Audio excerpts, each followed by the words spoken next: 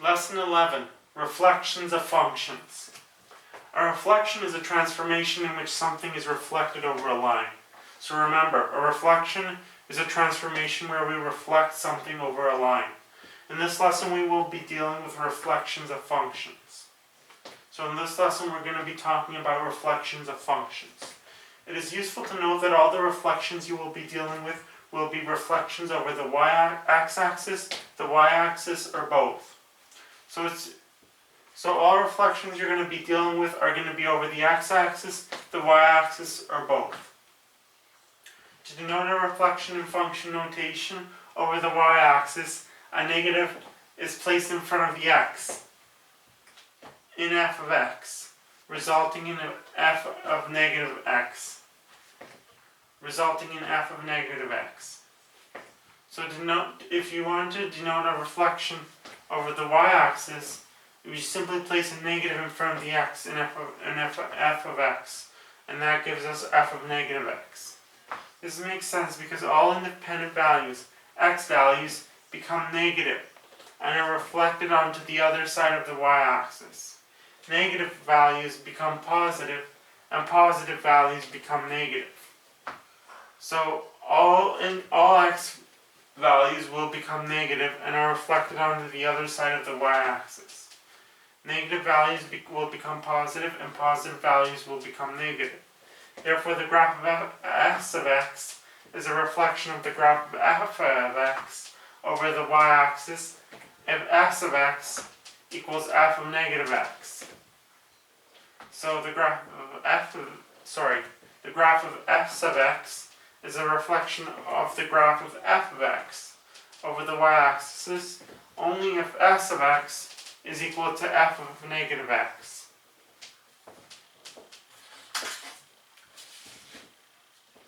Here, the green line represents the original function f of x. The blue line, s of x, has been reflected over the y-axis. So this line has been reflected over the y-axis. This is f of x reflected over the y-axis. We can say that s of x, the blue line, is equal to f of negative x. So s of x, the blue line, is equal to f of negative x. Simply f of x, the green line, reflected over the y-axis. To denote a reflection in function notation over the x-axis, a negative is placed in front of the f in f of x, resulting in negative f of x. So if we're reflecting over the x-axis, we place a negative in front of the f in f of x, resulting in negative f of x. This works out because all dependent values, y values, become negative if they were positive. They are simply multiplied by negative 1, changing their sign, and are reflected onto the other side of the x-axis. Negative values become positive, and positive values become negative.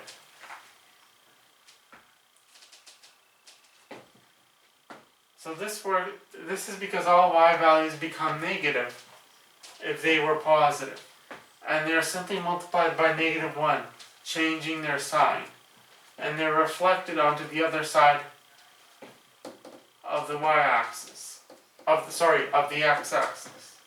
They're reflected onto the other side of the x-axis. Negative values become positive, and positive values become negative. Therefore, the graph of s of x is a reflection of the graph of f of x over the x-axis if s of x equals negative f of x. So the green line represents the original function f of x. The gray line, s of x, is the green line f of x reflected over the x-axis. So the gray line, s of x, has been reflected over the x-axis. We can say that s of x is equal to negative f of x. So we know that s of x, the gray line, is equal to negative f of x because it is f of x reflected over the x-axis. So s of x is simply negative f of x.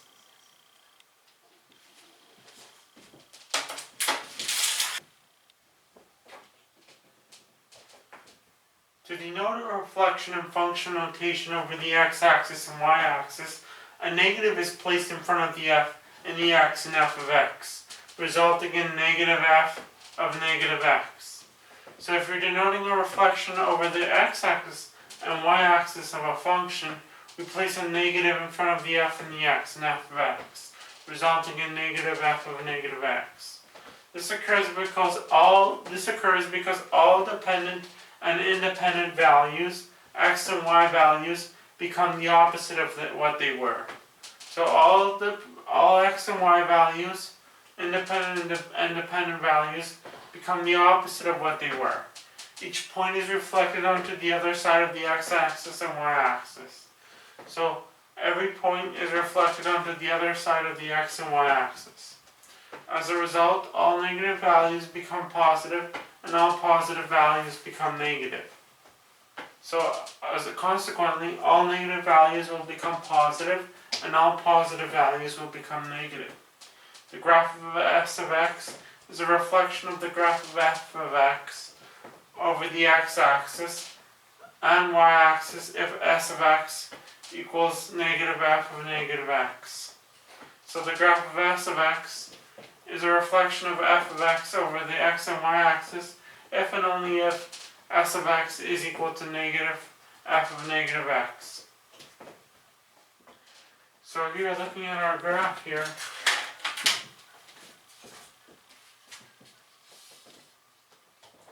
the green line represents the original function f of x. The red line s of x has been reflected over the x-axis and the y-axis. So this line s of x is the green line f of x reflected over the x-axis and y-axis.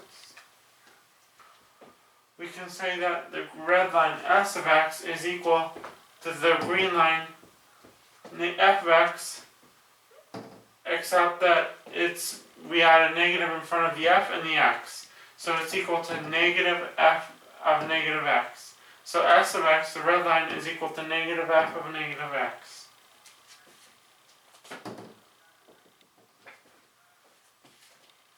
Suppose we were given the base function f of x equals x squared and asked to write an equation representing the same function reflected over the x-axis. So if we're given the base function f of x equals x squared and we're asked to write an equation representing that function reflected over the x-axis. First, we must remember that a function reflected over the x-axis is written as negative f of x. So a function reflected over the x-axis is written as negative f of x.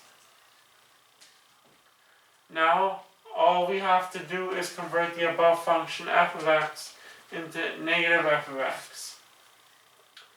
So all we have to do is convert the above function f of x into negative f of x. So f of x equals x squared. Let Rx represent the reflected function. So Rx is a reflected function, which is equal to negative f of x, because it's simply reflected, is simply the function f of x reflected over the x-axis. So that gives us negative f of x. So simply multiply the function by negative 1. So we simply take negative 1, which is x squared, and multiply it by negative 1. So we get negative x squared. Therefore, Rx is equal to negative x squared. Let us now compare the domain and range of the two functions. So now we're going to compare the domain and range of the two functions. For both functions, the domain is x belongs to the set of real numbers. So for both functions, the domain will be x belongs to the set of real numbers, because both functions are parabolas. Therefore, the domain of the two functions is the same. So therefore, they have the same domain. This makes sense because we only changed the dependent y values when we multiplied the entire function by negative 1. So this makes sense because we only changed the y values when we multiplied the entire function by negative 1. So the domain stays the same. Let us look at the range of each function. So now looking at the range, we have f of x equals x squared. This is a normal parabola, opening upward.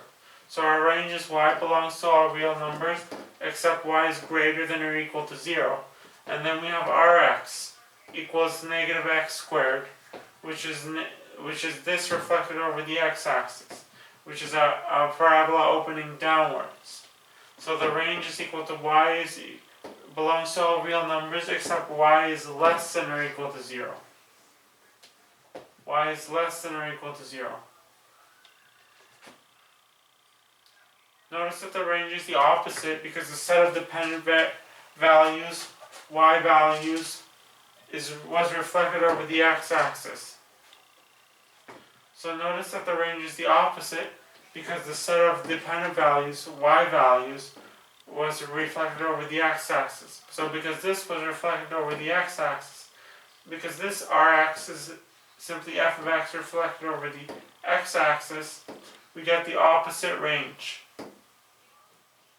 So y belongs to all real numbers, y is less than or equal to 0, is the opposite of y belongs to all real numbers, y is greater than or equal to 0.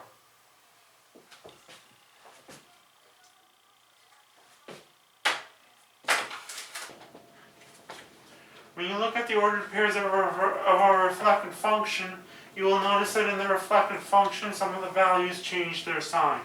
So when you look at the ordered pairs of a reflected function, you will notice that in the reflected function some of the values change sign. When a coordinate x, y is reflected over the y-axis, the independent variables become the opposite of what they were, meaning that the coordinate becomes negative x, y. So when a coordinate x, y is reflected over the y-axis, the independent variables become the opposite of what they were. And that makes the coordinates negative x, y. When a coordinate x, y is reflected over the x-axis, the dependent variables become the opposite of what they were, meaning the coordinate becomes x negative y. So when a coordinate x, y is reflected over the x-axis, the dependent variables become the opposite of what they were, and the coordinate becomes x negative y instead of x, y. So when it's reflected over the y-axis, the x becomes negative, and when it's reflected over the x-axis, the y becomes negative. It is important to note that a point that lies on the x-axis when a function is reflected over the x-axis will not change. Its y value is 0. So it's important to note that a point that lies on the x-axis when a function is reflected over the x-axis will not change because its y value is 0. Similarly, a point that lies on the y-axis when a function is reflected over the y-axis will not change. Its x value is 0. So a point that lies on the a point that lies on the y-axis when a function is reflected over the y-axis will not change because its x value is 0. These points are known as invariant points because they do not change their position when a function is reflected. So invariant points are points that do not change position when a function is reflected. Using this information, you can take specific points on a function and reflect them to draw a reflected function. So with this information, we can take points from a function and reflect them to draw a reflected function. If point negative 3, 6 is reflected over the x and y axis, what point does it become? A point reflected on the x and y axis changes the values of both its x and y values. So a point reflected on the x and y axis changes the values of both its x and y values because its signs will become the opposite for both x and y values. Therefore, all we have to do is change the sign in front of the x and y coordinates in the ordered pair. So all we have to do is change the sign in front of the x and y coordinates in the ordered pair.